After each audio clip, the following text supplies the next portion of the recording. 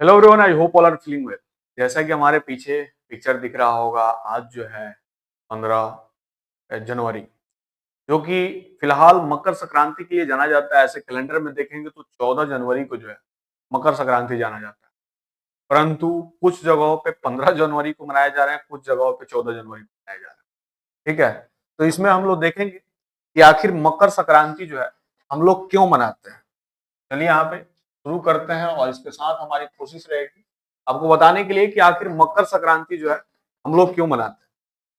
ठीक है, और मेरे तरफ से आप सभी को मकर संक्रांति की हार्दिक शुभकामनाएं। ठीक है, सारे कोई वो तिलकुट के साथ ही वो लाइया और पतंग भी उड़ा रहे हैं।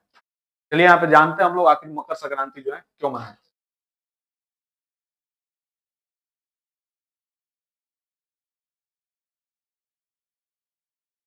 मकर संक्रांति सूर्य देव की पूजा से कृषि उत्सव तक कैसे शुरू हुआ, खुशियों का पावन पर्व। मकर संक्रांति सूर्यदेव की पूजा और कृषि से जुड़ा एक प्राचीन त्योहार है। इसे पूरे भारत में अलग अलग ढंग से मनाया जाता है। पतंग उड़ाना, तिल दान करना, खिचड़ी बनाने की परंपरा इसे खास बनाती है। इस खुशी, नई शुरुआत और सकारात्मक ऊर्जा का भी जो है प्रतीक माना जाता है। मकर संक्रांति जो है कहीं ना कहीं सकारात्मक ऊर्जा का प्रतीक माना जाता है। उसके साथ ही पंजाब में इसको बहुत बढ़िया तरीका से सेलिब्रेट किया जाता है। अलग अलग राज्यों में भी वो सारे अपने तरीका से जो है सेलिब्रेट करते हैं।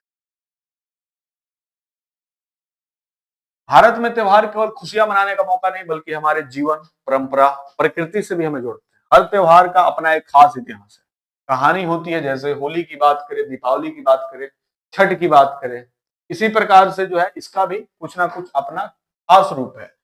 हमें हमारे पूर्वजों की सोच, संस्कृति और जीवन शैली के बारे में बताती है। मकर संक्रांति भी एक ऐसा ही त्योहार है।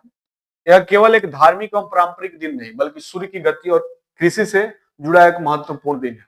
मकर संक्रांति का जिक्र प्राचीन वेदों और पुराणों में भी मिलता है।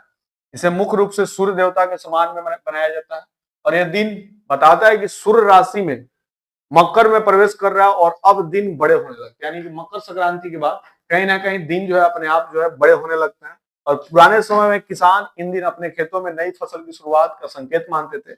और यही कारण है कि मकर संक्रांति हर राज्य में अलग अलग ढंग से मनाई जाती है, लेकिन मूल भावना एक ही है। प्रकृति का सम्मान, मेहनत की कदर, खुशियों का दान प्रदान। इस दिन को विशेष बनाने के लिए देश भर में लोग पतंग भी उड़ाते हैं। अभी जो है जर्मनी के जो चांसलर आए थे, उनके साथ नरेंद्र मोदी ने भी पतंग उड़ाए, और पतंग में जो है इन्होंने हनुमान जी के स्टेच्यू को भी उड़ाए थे। उसमें भारत के झंडे वगैरह भी थे। बच्चों से लेकर बुजुर्ग तक सब सब इसमें त्योहारों में शामिल होते हैं और पारिवारिक मेल जोल का आनंद लेते हैं। मकर संक्रांति का इतिहास हमें बताता है कि केवल एक धार्मिक दिन नहीं, बल्कि जीवन, कृषि और सूर्य के चक्र के साथ जुड़ा एक समय है।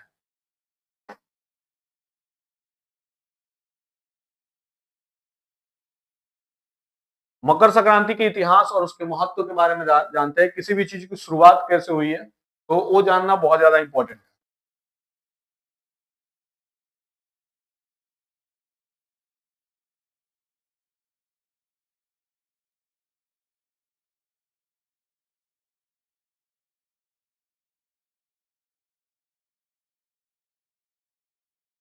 बोल रहा है, मकर संक्रांति का जिक्र सबसे पहले प्राचीन भारतीय ग्रंथों में मिलता है। वैदिक काल में इसे सूर्य की पूजा के रूप में माना जाता है। सूर्य देवता को जीवन का स्रोत और कृषि का रक्षक माना जाता है। किसान इस दिन अपने खेतों में नई फसल की शुरुआत करते हैं और सूर्य देव से अच्छे मौसम और भरपूर फसल की प्रार्थना करते हैं। मकर संक्रांति का दिन सूर्य के मकर राशि में प्रवेश करने के कारण भी खास होता है, और इसे उत्तरायण के रूप में जाना जाता है। पुराणों में इसे पुण्य और नई शुरुआत का प्रतीक माना जाता है। यानी कि जो भी चीजें हम लोग न्यू चीजें स्टेब्लिश करते हैं, वो कहीं ना कहीं मकर संक्रांति के बाद ही करते हैं। और इस दिन किए गए अच्छे काम और दान को बहुत ज्यादा फलदायक माना जाता है। यही कारण है कि कई लोग इस दिन गरीबों और जरूरतमंदों को तिल, गुड़, अनाज दान करते हैं, और कई ऐतिहासिक संदर्भ में मानकर मकर संक्रांति से जुड़े कहते हैं। राजा और सामंत इस दिन अपने प्रजा को भोजन और कपड़े बांटते थे पहले के जमाने में। अलग अलग राज्यों में इस त्योहार का अपना तरीका है। गुजरात और महाराष्ट्र में लोग बड़े उत्साह से पतंग उड़ाते हैं।